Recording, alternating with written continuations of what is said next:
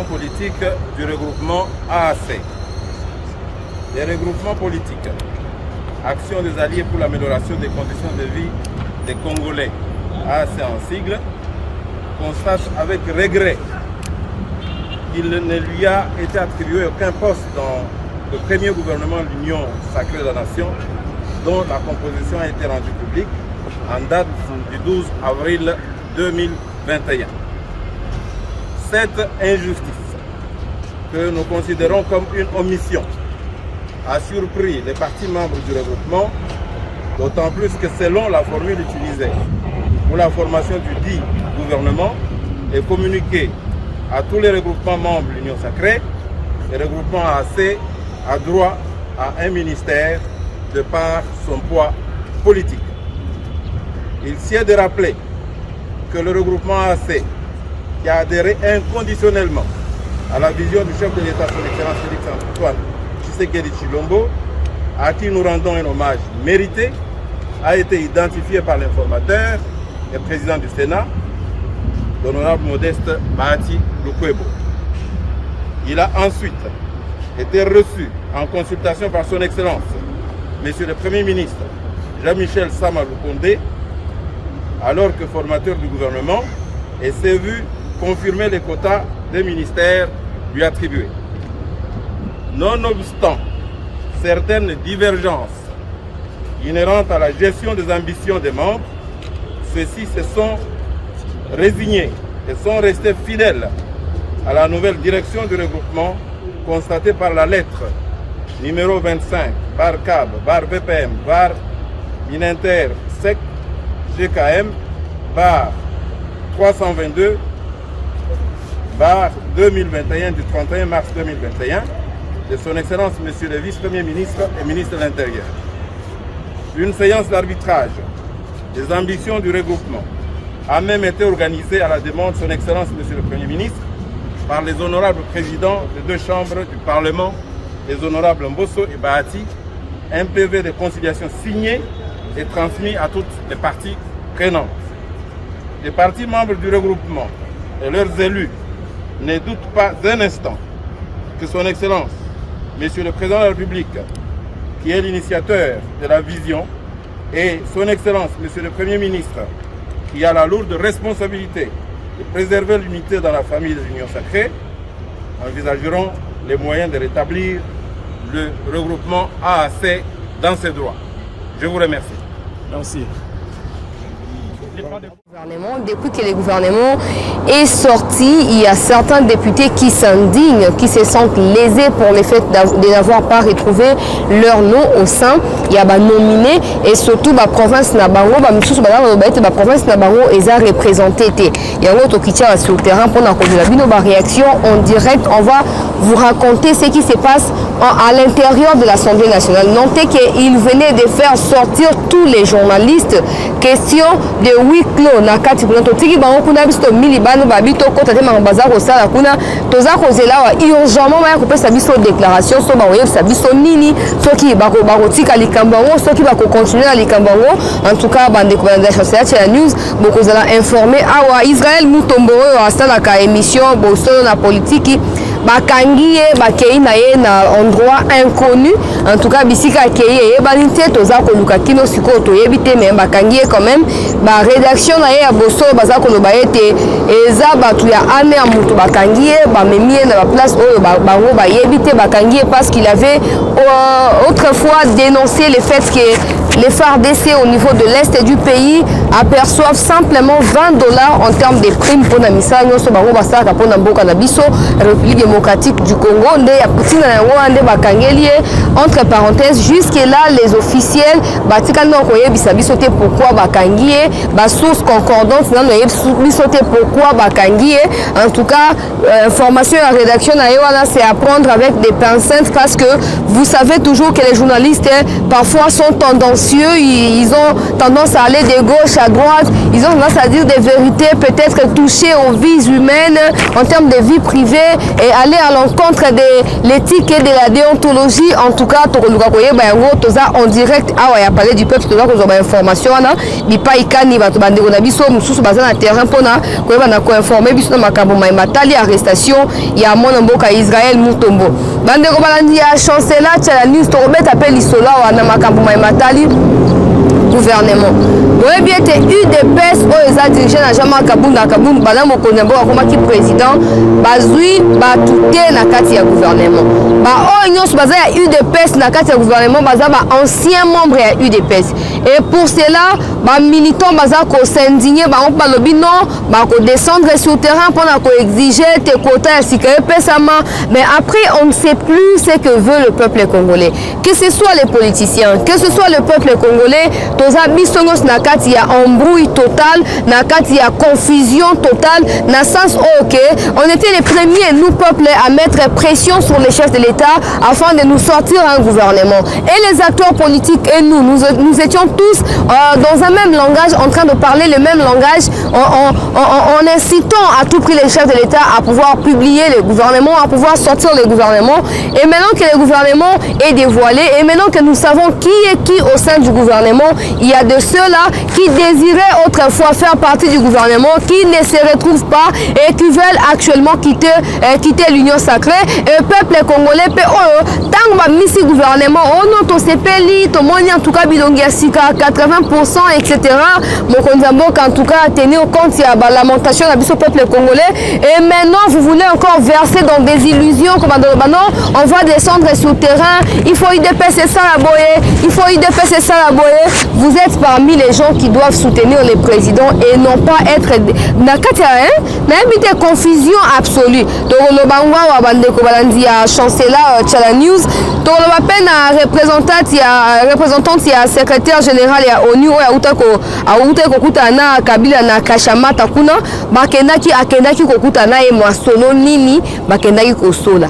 Est-ce que na tango oyo ba député soki 138 députés na kati ya assemblée baza kolinga ba telemela gouvernement balobi investiture et kosala matena bango a nyonso po nazola uti kozana bango tindenge ba misi biso na bo malibanda en tout cas presse bo bima biso tozana oui clore aboyena boye na koyebisa bino baza koluka à tout prix baboya ko investir au gouvernement Sama Lukonde ba s'opposer et ba pousser président de la République à kende bongo na kosala nini na koyeba na ko dissoudre Assemblée nationale et puis crise ezala évidente et effective dans quatre institutions, mais finalement ça va profiter à qui? Vous oubliez que pendant ces temps, peuple azako souffrir, peuple azako la banzala, vous prétendez défendre l'intérêt du peuple congolais. Ce que je n'ai jamais compris, c'est que le peuple est content du fait qu'il ait un gouvernement qui soit mis en place pour travailler pour son intérêt. Et vous qui êtes censé soutenir ce gouvernement, vous voulez vous opposer et vous allez prétendre encore soutenir le peuple congolais pendant que le peuple azako pour bino boza contre ce que bosa makambu na bandenge na bino tokolo bangwa baza prêt il y a pour bloquer investiture 138 députés membres de la Union sacrée na obet la bino masola ngwa na mozindo Kabila basoli na moi si madame wana mwana représentante wana ya CG à ONU Guterres basoli na makambo za kotala dialogue na makambo tali renforcement ya armée puis sécurité na mboka na biso MONUSCO tokolo bango combien de fois parce que la dame là c'est elle la chef de la MONUSCO va tu ko sa manifestation na STAO balobi MONUSCO tolingi sou ko sentir binote bokende vous êtes impliqué na makambo nyonso ya terrorisme na est boza wana boza ba hypocrite tolingi sou komona binote tomoni mabanga betami désordre salami mais ici à Kinshasa Lubumbashi il y a des tractations entre la même MONUSCO l'ancien président congolais et l'actuel président congolais.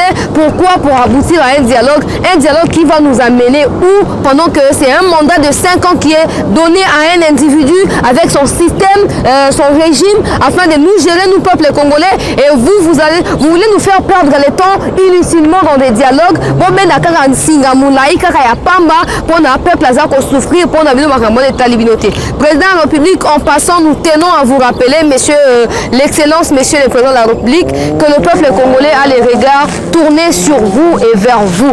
Pourquoi? Parce que vous avez déjà fait 2 ans et demi. Autrefois, c'était la coalition qui bloquait, c'était les FCC qui bloquaient, c'était Kabila qui bloquait. Aujourd'hui, que vous avez réussi à mettre autour d'une table le peuple congolais. Donc, il y a chancelier News. Aujourd'hui, que vous avez réussi, président de la République, à mettre autour d'une table toutes les parties prenantes dans la gestion de la chose publique, vous nous avez sorti un gouvernement de 56 membres. Vous nous avez prouvé que vous vous êtes démené à tout prix et au prix de tout également afin de nous sortir ces gouvernements. Aujourd'hui, le peuple est réjoui de voir qu'il y a des femmes, il y a des jeunes représentés dans ces gouvernements. Maintenant, ce qui reste à faire, ce ne sont pas des réactions. Oh non, l'Assemblée nationale, député boye, militant qui militant à première heure, pour FCC, etc. Ce n'est pas ça qui compte pour le peuple congolais. Les temps, il y a ma réaction. Et si elle est qui, entrons maintenant dans les actions. Il y a membres et gouvernement pour nous permettre à nous, peuple congolais, de pouvoir nous retrouver également dans 3 prochaines années, 2 prochaines années. Il y a mon condamboka au etika liboso na biso. Donc on kaka assumer ma responsabilité. Président, vous êtes les garants du bon fonctionnement des institutions. Si cette fameuse histoire des non, nous allons nous retirer, si il faut refaire le gouvernement, il faut retirer l'ordonnance de la nomination des ministres, il faut signer une nouvelle ordonnance et il faut tenir compte de la répartition des postes par rapport aux 26 provinces. Sinon, nous allons nous retirer de l'Union sacrée. Qu'il se retire. La Constitution vous donne les pouvoirs de dissoudre l'Assemblée nationale. Vous pouvez saisir la Cour constitutionnelle pour la nomination des députés, des secrétaires généraux qui vont devoir travailler pour vous afin de faire avancer ce pays. Si eux, autrefois, se prétendaient vouloir avoir un vrai digne fils du pays pour guider notre pays, pour nous diriger dans ce pays, et qu'aujourd'hui vous êtes là, ils veulent à tout prix constituer un blocage à nouveau pour vous faire échouer, alors imposez-vous. C'est aussi simple que ça. Explication, union sacrée, et Simba quitté un wana, on peut sa seconde chance, sa seconde chance, ce qui résultat palpant, il y a efficace et zalité na terrain. Nous ne cessons de le dire, nous voyons la bonne volonté. En plus, retenez que hier, la chef à Monisco, il y a maman qui n'a Kabila, mais on m'appelle de Lubumbashi, Madame Chancelier, ça ne va pas ici, Bakatakatanga, on encore envahi. Quand il y a ma policier, 200 maisons dans Lubumbashi, envoyé policiers ici 2 policiers, tout ça, au lieu que le gouvernement se mette sur pied en train de travailler, nous sommes dans des illusions totales, dans la distraction absolue. Voilà, Nganaza Mutuya Congo central, Nganaza Mutuya Boye, donc la bisoto s'est retrouvé. En tout cas, il faut président à refaire les sous au Italie gouvernement wana président bimisala biso gouvernement ya sika to lingité. En tout cas, bande ko balanzi ya chancelier Tchala News, merci na bokoti ebele za ko mona ne boza ko réagir. Merci na opesa bino ba mbot na ba kombo ateme na sepeli ko mona ne boza ebele boza ko la na opesa bino ba révélation nyonso. Banda 9h45 toza na kati ya hémicycle awo. To yaki ba député baza ko kota Ah bonjour honorable, est-ce qu'on peut avoir votre réaction? Non madame, nous sommes pressés. Non madame, nous sommes pressés. Aujourd'hui vous aurez toutes les nouvelles. Nous allons quitter l'Union sacrée. Qu'il y ait du chantage à l'encontre du président de la République, qu'il y ait du chantage à l'encontre de ces nouveaux gouvernements qui viennent d'être mis sur pied. En tout cas, Bandeko Nazar qu'on lance un message à éveil patriotique en même temps. Nous n'avons qu'un seul pays dans le Bango chaque fois dans le Bakayango. Pour ça, quand on a constaté que voilà, ceux qui ont battu Minembo, ceux qui ont battu Congo, battu Kinshasa, battu Lubumbashi, ils ont bénéficié, on perd pour battre Barossomba Lubumbashi, battre Barossomba Kinshasa, Barossomba Katanga, Barossomba Nord Kivu, etc. Bakoyamba yote Barobayi Tazo Bao. Ateka Kimboka na Esuwa Linga kofanda kotina biso osimbate, okomi kiwelewele. Non, le gouvernement, les membres, oh non, ma gouvernement, toujours attentive, na remarque, na appel, na bino, merci, na bino, pour bien répondre, pour faire ça, sujet à chaud, pour te partager un gros na bino. La manière le gouvernement. Mon gouvernement a mis mon minzo toi, gouvernement bima, gouvernement bima. L'homme est l'Assemblée nationale.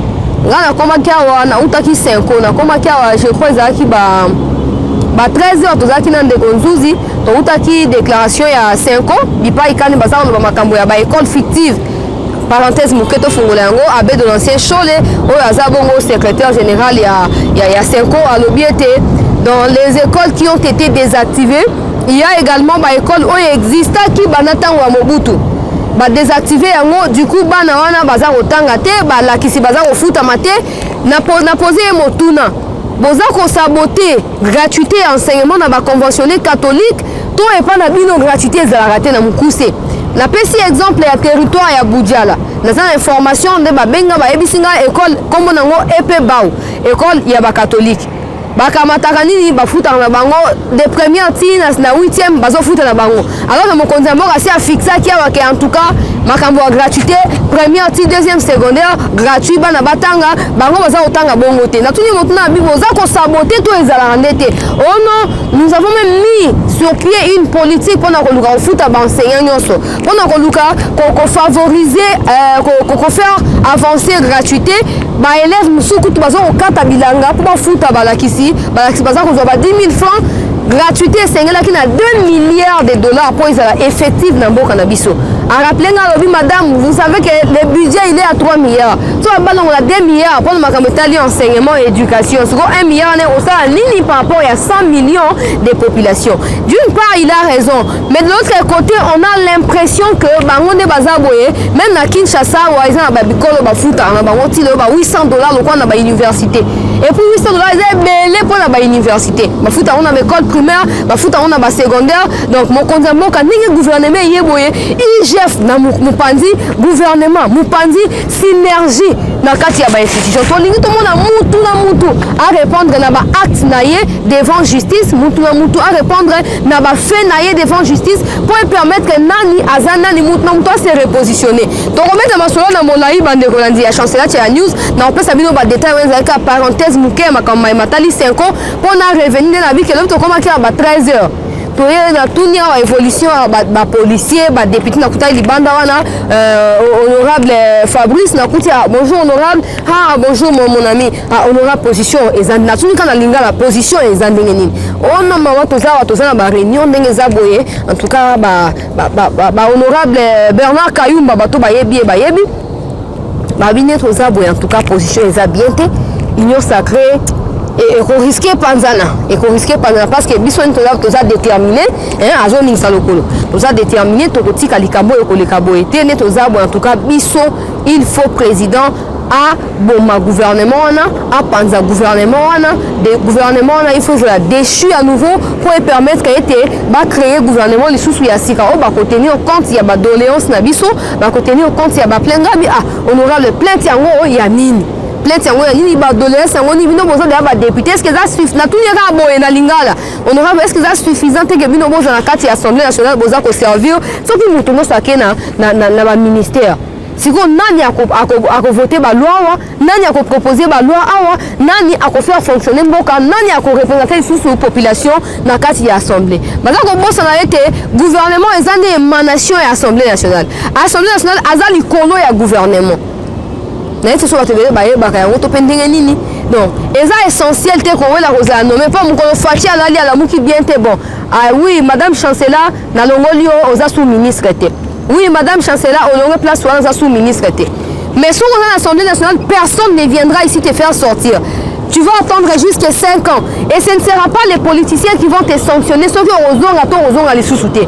Et aux années, peuple congolais, après ça qui ont mandat, en tout cas, madame Chala, en tout cas, monsieur Bernard Kayumba, mon amboka Patrick Mouyaya, mon amboka Jean-Pierre Liaou, mon amboka Wivine Moleka, non, Basali Mossa Malamu, Tika, tu voté les sous-bango, Boinabo. Mais ceux qui vous oubliez Boyeka Awa pour le roi Bino Bosse Bata qui n'a évité au prix du sang pour créer une union sacrée, pour favoriser création et union sacrée et vous voulez à tout prix être au sein de Namana Kolobango. Na comment qu'il y a bien est-ce que union sacrée est en danger? Il y a des gens qui m'ont appelé oh non titre là ils sont moutema. Maintenant qu'ils sont ici en huis clos en train de discuter sur les sujets.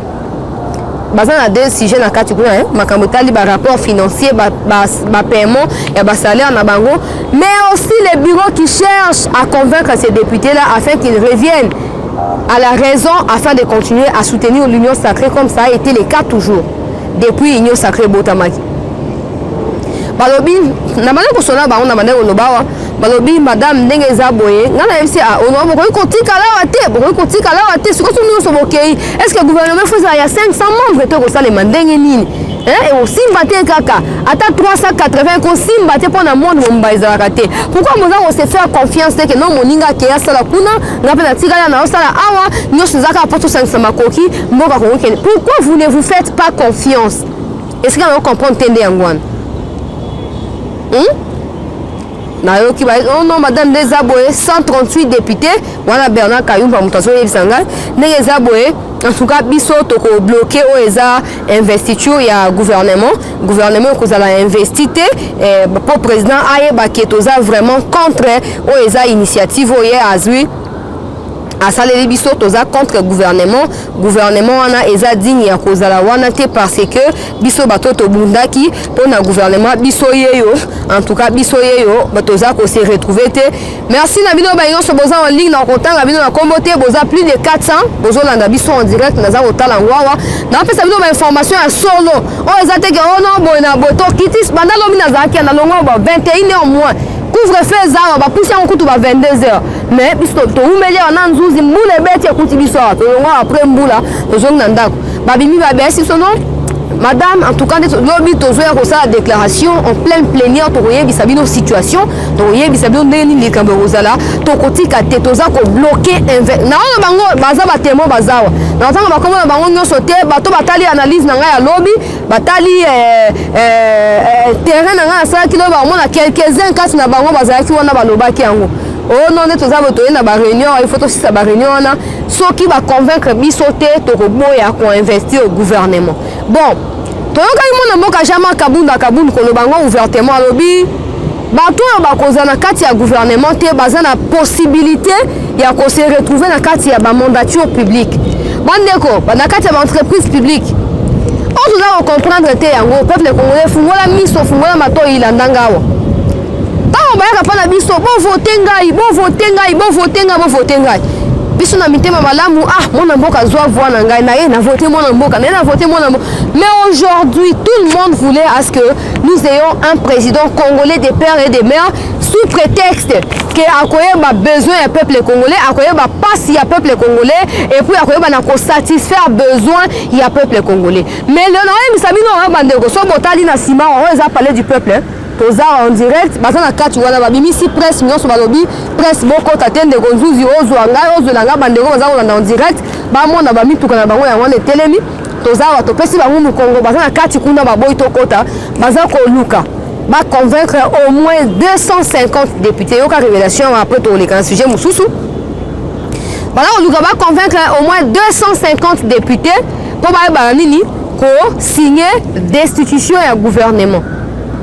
Oh bato basa ko yeba te on to zanga bango to mais ba journaliste belé ba yeba kutinga madame comment je vais bien perception information na pesi bango information na ko yebi sabino ya on a bike bon on ko to yesu to kutana même blocage même to ko zakite po bazaki na ba réunion wana non bon ko sa teza o réunion en huis clos bona boy to ko tite le to yawa réunion en huis clos alors que basi ba communiquer que zaki plénière bon comprendre bino moko ke blocage ya peuple congolais ezako uta musika te bandeko passion biso peuple ko toza ko yoka bandeko na biso ba mama maraîcher ko na babilanga mbule betiawa e bomi ba pondu nyonso bomi ba bite kute nyonso ba matembele nyonso kufi baza ko souffrir bato lié ba soutenir bato ba vote ba bimisi bango ba élire bango ba nommer bango le quoi ba ministre pour que dans les peut-être que 2 semaines qui suivent baza investir et rapidement après investiture ba mitia mana musala ba sa musana ngesengeli non tout le monde veut être ministre et personne ne veut écouter parler des mandatures public. Vous oubliez que dans le ministère, vous ne représentez pas les peuples congolais. Dans le ministère, vous représentez le peuple, vous représentez l'Assemblée nationale. Non, vous avez émanation à l'Assemblée nationale. Vous avez émanation au peuple congolais. Donc, en tout cas, on est au sein de la et Zaboy. Nous avons la chance de la news équipe sur le terrain pendant un reportage. Ce qui est persisté, ce qui est persisté, président de la République, dissolvez-nous cette Assemblée nationale. Dissolvez-nous cette Assemblée nationale et dans la mesure du possible, saisissez la Cour constitutionnelle pour voir qui doit être qui. qui doit être nommé qui.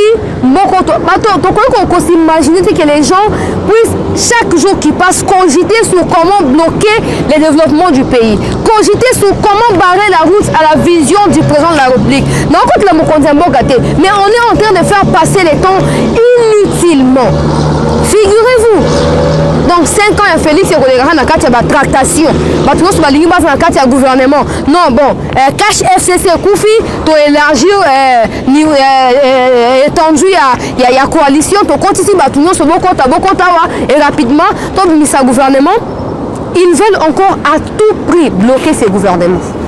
Et pendant ce temps, le peuple est dans la misère absolue. Le peuple a abandonné les sujets importants qui devraient être évalués ici. Le roi Moutounio Solinga qui est dans le ministère. Si on a une réforme électorale, c'est que vous avez pour glissement. Vous avez député, député. Bolingi te Félix ça mandat moko ce qui a échoué que le Bolingi Félix a kangama wana bon ni moza awa ndambu bakie kuna ba gérer ndambu bazawa ce qui likambo réforme on Martin Fayulu m'a dit le roi le basaki déclaration avant-hier basaki déclaration on Martin Fayulu a lingi ma réforme mais non bon akindi ados ndombasi aya ko présenter en assemblée nationale boye examiner yango ce qui boko voter yango ce qui ko leka ele qui sont pendenge nini et ça les mabongo non pour la bino il faut ka mutu nyonso akena gouvernement na mukuse mokonza mboka panza bortoleka panza biso assemblée nationale nomele biso ba secrétaire généraux ba secrétaire d'état plutôt on va koyeba na ko sala na place ya ba ministère bato ba kozala digne lokola bana mboko baza soucieux pour l'intérêt à peuple congolais ba koyeba na ko se sacrifier au prix de tout pour ba travailler pour mboka na biso kende liboso ba o ba koboya ba kende kozala 2023 ba ko postuler ba base na bango e koyeba na ko déterminer nani akozala susu nani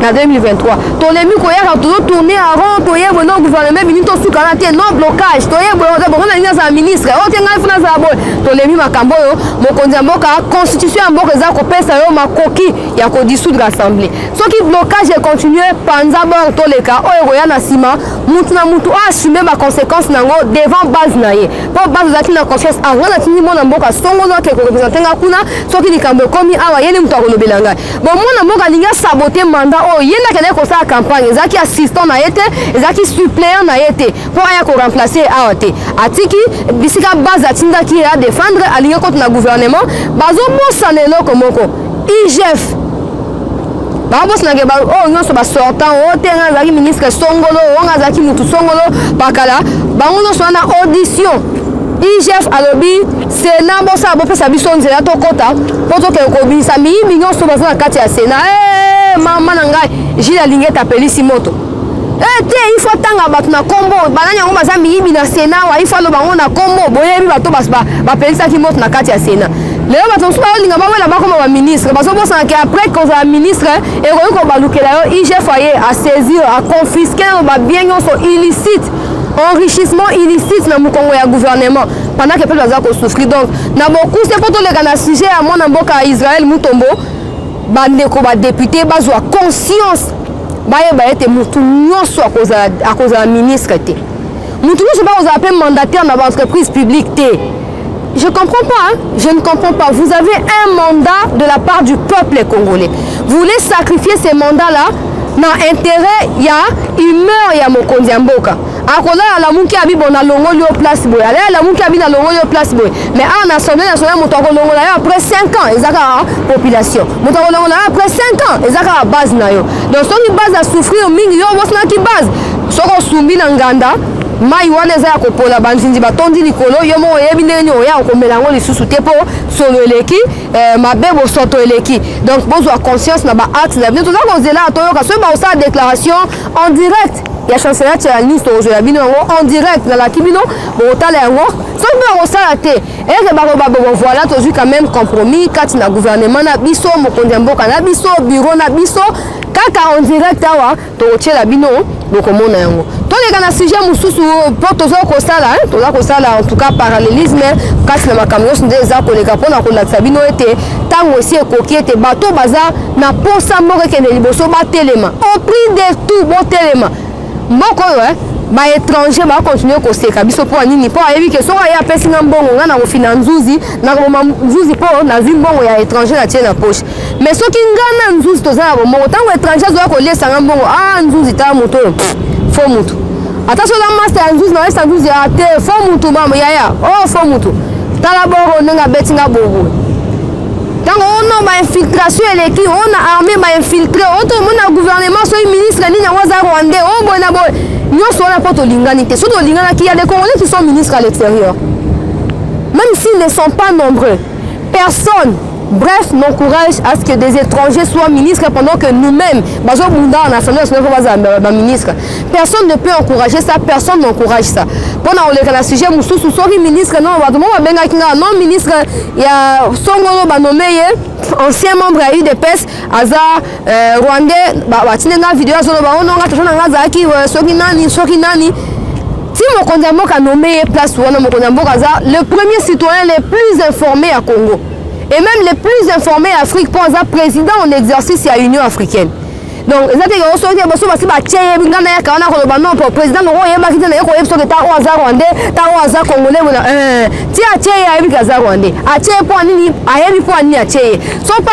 de père, Congolais de mère. Mais nous avons compromis dans le gouvernement. Tango ya ba réaction, nous soutenons, nous rejetons, nous voulons eleki. Na ministre de mona mboka Patrick Muyaya RTNC sukola bisongo sukola. Ba subvention na ba médias, biso ba tanga ba communication ba lakisa biso yango l'État doit subventionner des médias. Au Congo ce n'est pas le cas. Ya on to mona ke bato baza na ba déroute. Nous devons s'attaquer facilement à pouvoir en place pour éviter qu'il n'a pas de compte à rendre directement dans le gouvernement. En subvention, ils ont un bon côté. Ils ont un commun accord, on a un règlement intérieur, il y a UNPC, na éthique, déontologie et journalisme.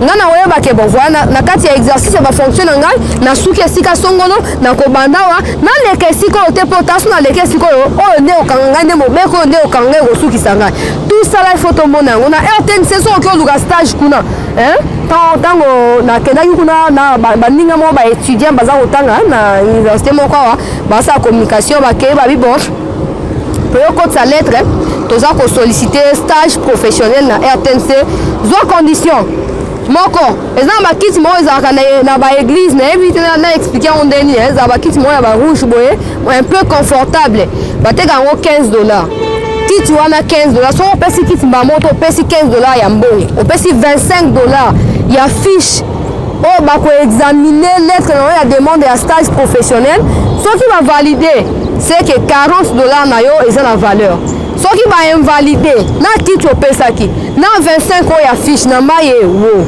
esili ozongi na université ko luka bisika musu ya stage bolo mona mboka Patrick Muyaya osaki fasik osali pe journalisme politique extérieur en tout cas ça ko zia to mona ke oui bopeto e continue na RTNC batato ya mikolo na batika ba doyen ba conseiller donc ba tie sika boza ko conseiller ba jeune soki toza capable ya copier ba administration ya ba mindele ono régime songolo ono gouvernement eza boye toza copier ba français toza copier ba belge bato ba coloniser biso pourquoi na Congo monter pour na sala okumu na bango te eza ba média eza privé na Congo ba chaîne télévision privée o baza professionnel ko leka RTNC ko ko ndima ngote RTNC a moto ba tala soka pona léopard non léopard ko beta bale bon pour faire de RTNC au journal na kota nini no nini za kuna la journal ya nini mama na na Twitter na journal ya RTNC nyoso na pona nini po boye na boye donc ngaso na sina mikangia wa oya ko lambe faza mwana ngai mutu alibanda tasoka za savant za génie encore tate po za mutu alibanda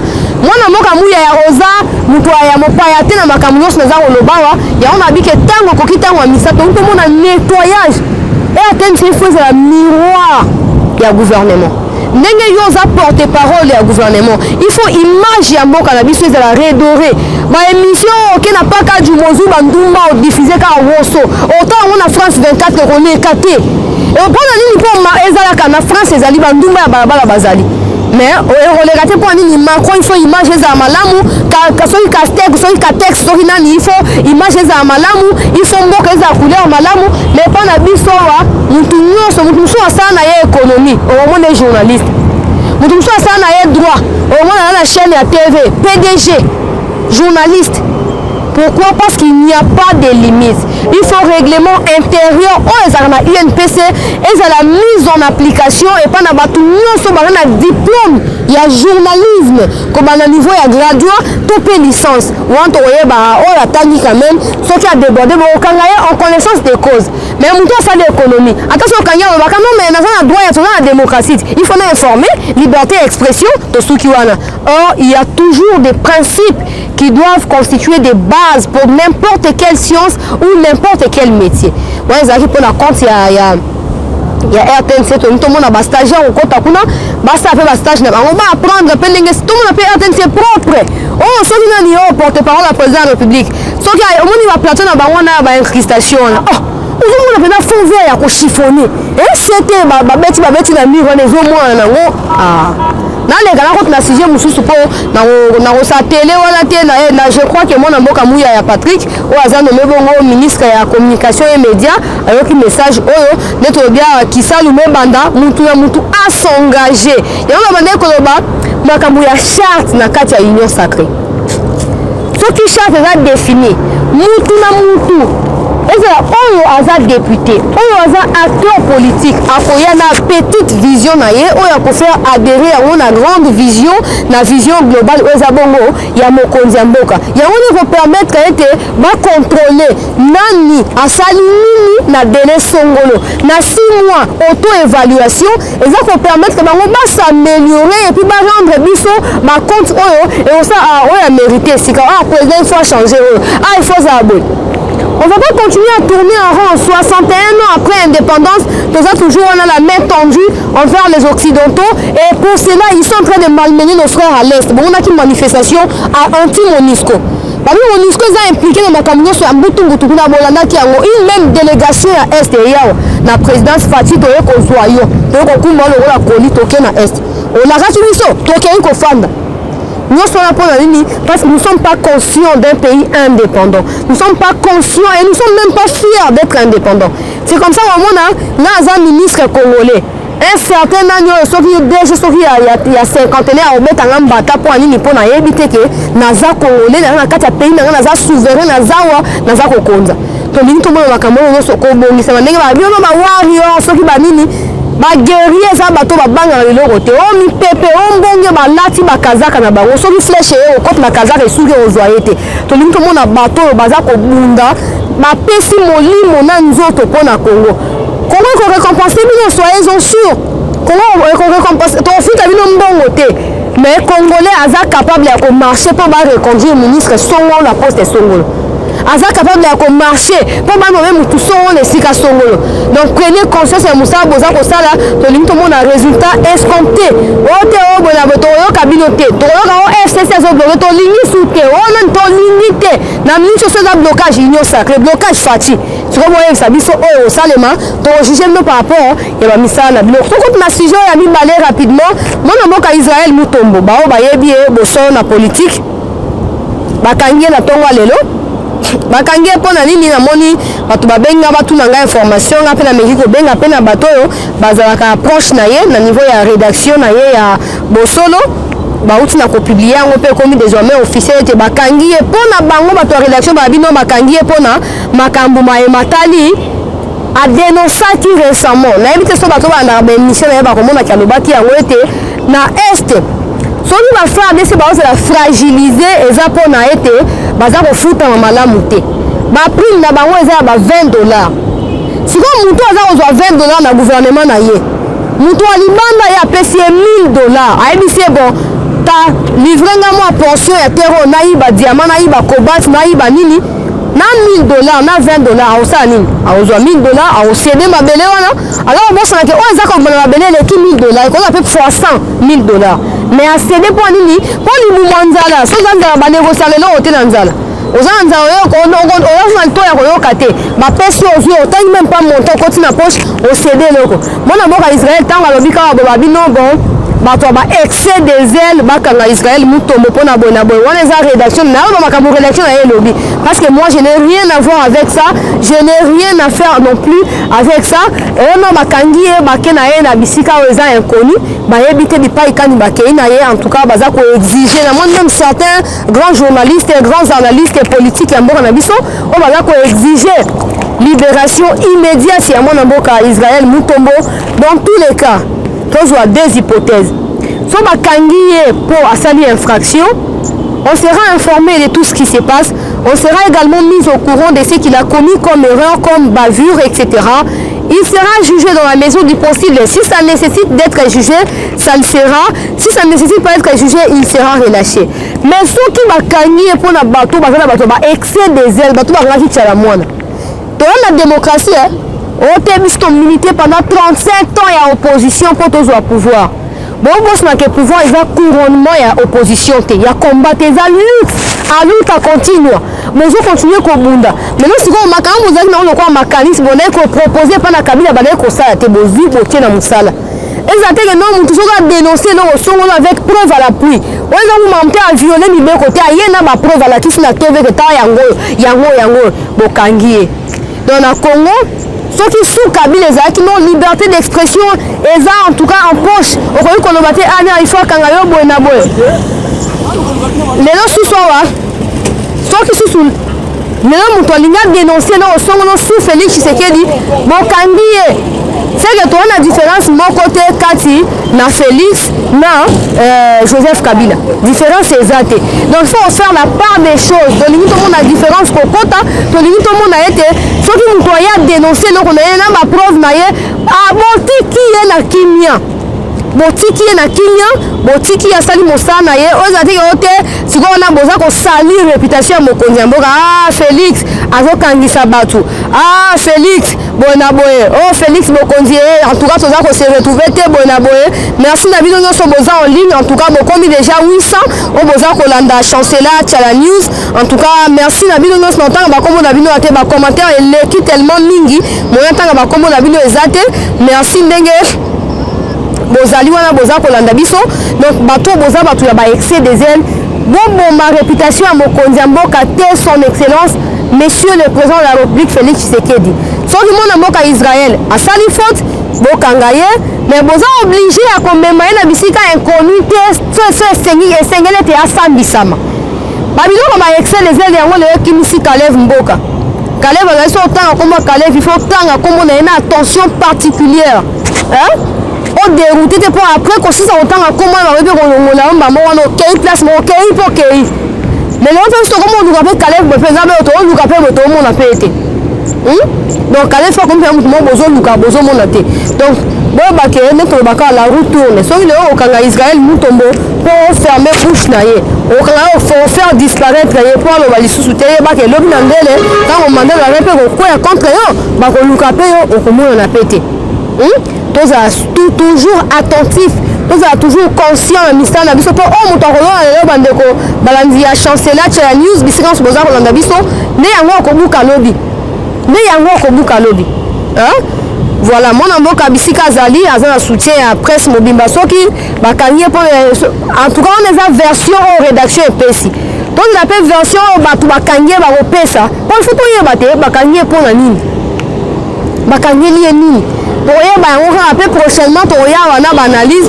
pour que ça vienne aucune information n'andenge et sengeli donc comme bande ko balanzi ya chancelier Chala News naye bisabino wa lobi madame oya représentante ya mwana mboka ya plutôt ya CG ya ONU na RDC chef wa MONUSCO ayamba ki na Joseph Kabila na Joseph Kabila basololi na makambo matali sécurité ya mboka na biso makambo ya matali sécurité ya mboka Congo en tout cas tozo kokoba mona mboka nzuzi to koba nanu makambo matali sécurité basoli Kabila lobi il faut renouveler armée makambo est eza kosenga ete renouvellement ya armée salema baidentifie nani aza nani mpo epermettre ete mosala esalema na ndenge esengeli mosala esalema na ndenge esengeli mpe peuple congolais azwa kimia bastratégie eza kozwama oui mais il faut bamilitaire bazala renouveler il faut baaudit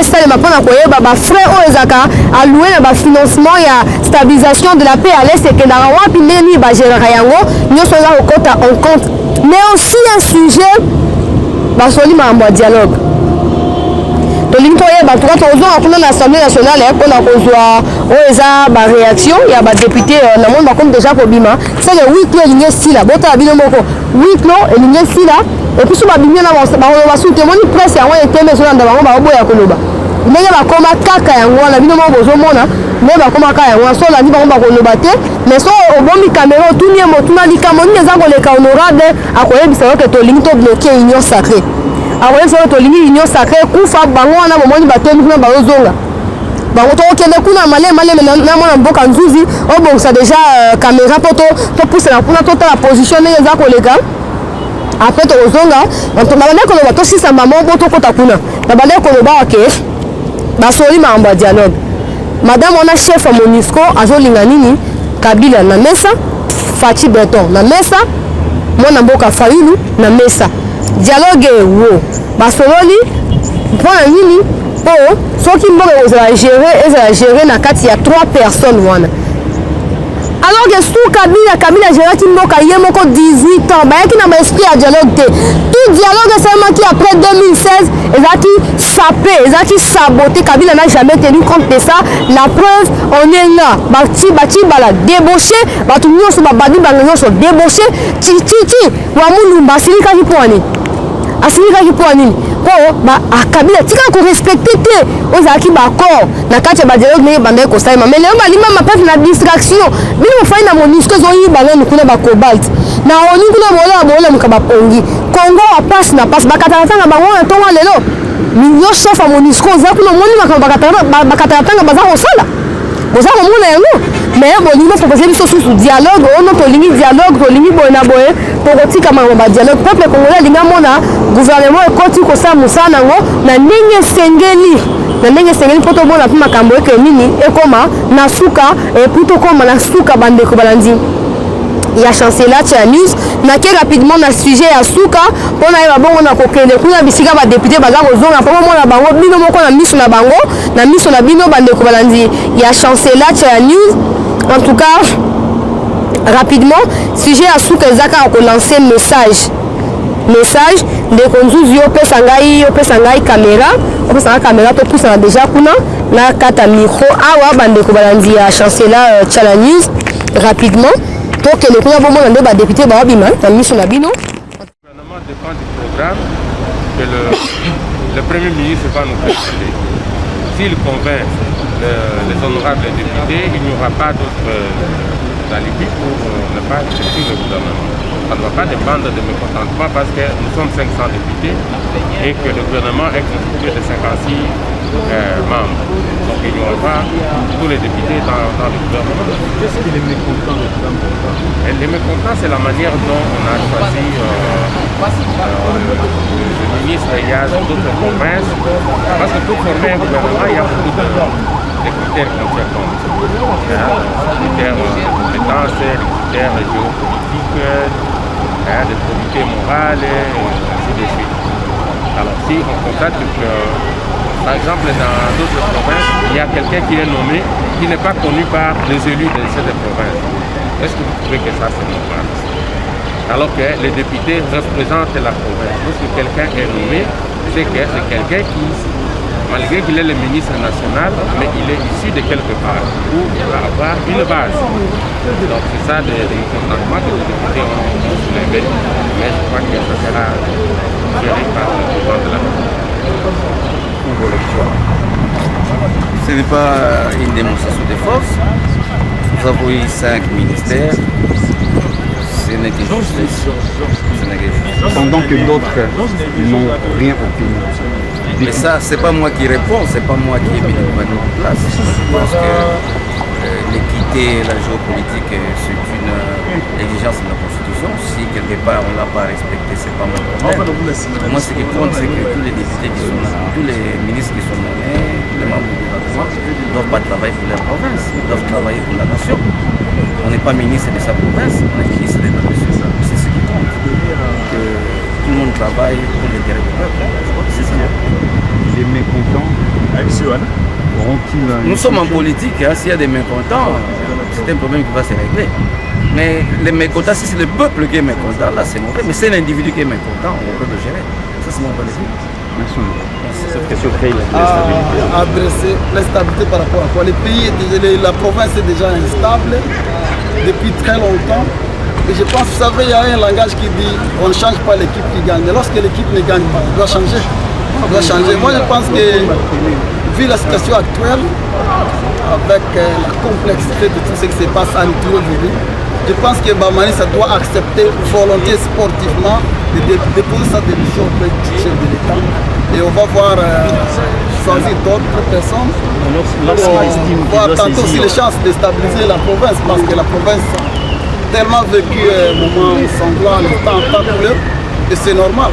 Il estime qu'il y a eu une vice de procédure dans la démarche et qu'il doit saisir les instances judiciaires pour constater que la démarche... Vous savez que, bien sûr, nous crions tous État, je ne sais pas, vous appelez comment? État des droits, mais on ne doit pas toujours se cacher derrière l'état des droits. Quand 33 députés votent pour ton départ et 8 seulement votent il faut comprendre que rien ne marche. Rien ne marche à l'Ituri. Et il ne faut pas vraiment accepter aussi de laisser, on ne doit pas s'accrocher au pouvoir. Et la situation de l'Ituri est très complexe aujourd'hui. Et moi, j'étais en Ituri, je ne mange pas les mots, je vis beaucoup de choses super floues. Et c'est comme s'il y a des personnes qui souhaitent que la guerre puisse persister, continuer afin qu'ils puissent faire leur business. On est en train de commercialiser la guerre de l'Ituri et beaucoup de gens gagnent derrière cette guerre. J'étais sur le terrain, je vis les militaires FARDC ensemble avec les milices en train de partager les butin de guerre parce qu'ils ont érigé des barrières par-ci par-là et ils rationnent la population et après ces rationnements ils se partagent ensemble et à l'aise. Imaginez-vous tout ça. Tout ça se fait au vu aussi de toutes ces autorités provinciales.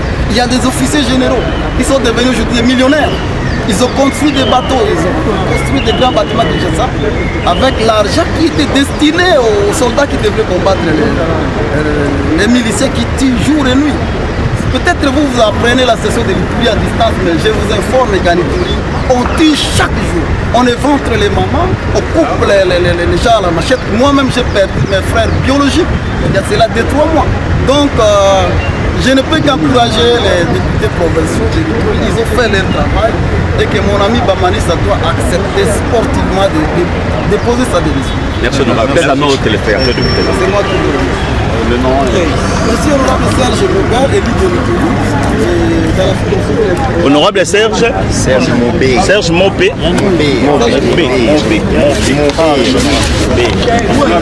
Yangaï.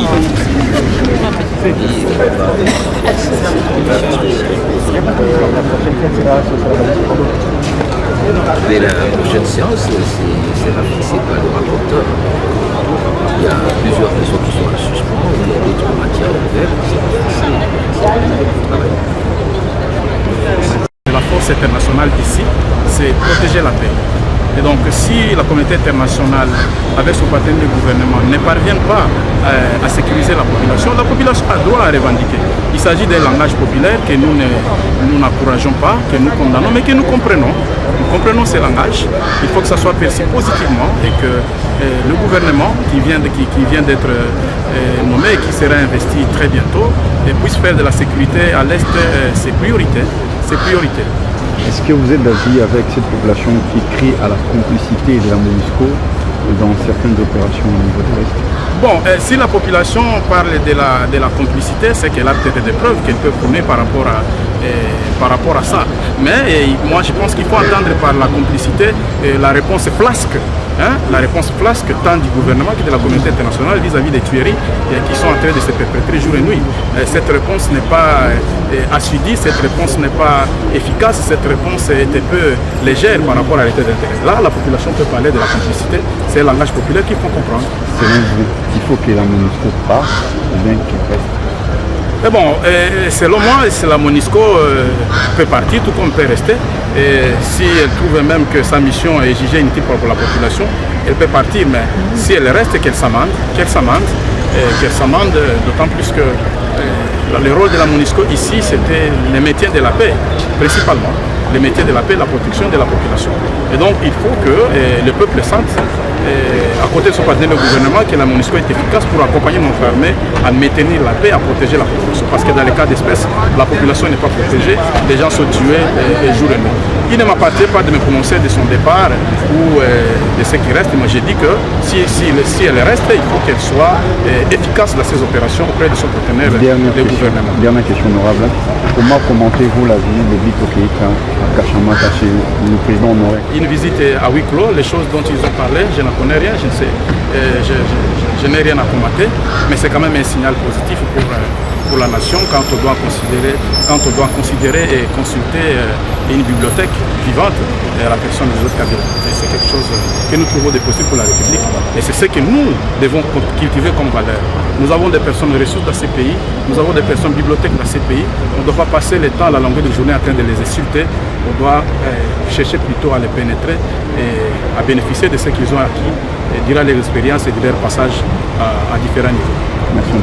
Voilà, bande kobalandi ya chancela Tchala News to komi na suka bouti kolanda wana en direct ba réaction ya ba députés nationaux ba lobi na biso na mukuse poto clôtura wa été ba aborder makambo etali financement fonctionnement financier ya Assemblée nationale, c'est-à-dire ba salaire na ba frais connexes ya ba travailleurs ya Assemblée nationale ndeni ko luka futa ba irrégularité o ezakuna ba lobeli makambo ya gouvernement te ba lobeli makambo ba réunion ba députés ya union sacrée. Si on a tout dit wapi ba député ngo baloba kilobi ba monanité ba limoy déclaration ba ki ba osala biso ba sali déclaration te ba mususu ba bi ba yebité soki gouvernement ko zala investi ba yebité bon to landela ngo lokwa to sala biso na asia ba to kota to landela ngo kino na suka to pesa bino ba information na ndenge sengeli. Merci na libako bozwa ki ko landa biso en direct ya parler du peuple pa ikanto yakiawa pona ko zwa ba réaction ya ba députés nationaux ba réaction ya peuple congolais na makambo matali sortie à gouvernement mais aussi fonctionnement et la République nabiso démocratique du Congo, notre seul et unique pays bipa ikani bako boaka biso te bako benga na biso to la muka to lia biso fufu na biso atana matembele to zaka bongo mais so to teki mboka bino mo boyebi suite ya ndenge to bako sakana na biso na libanda ya mboka. Merci na mona mboka nzuzi waza ki bongo sima ya caméra pona kozwa ba réaction ya ba député moko pes mususu ndenge bolandiawa. Rendez-vous sous lobby na chancela Tchala News na bangonga oyo to osala bino ba direct successivement pour bozwa information en temps réel. Merci pona ndenge bozala ki wana to kutana mbala ya sima.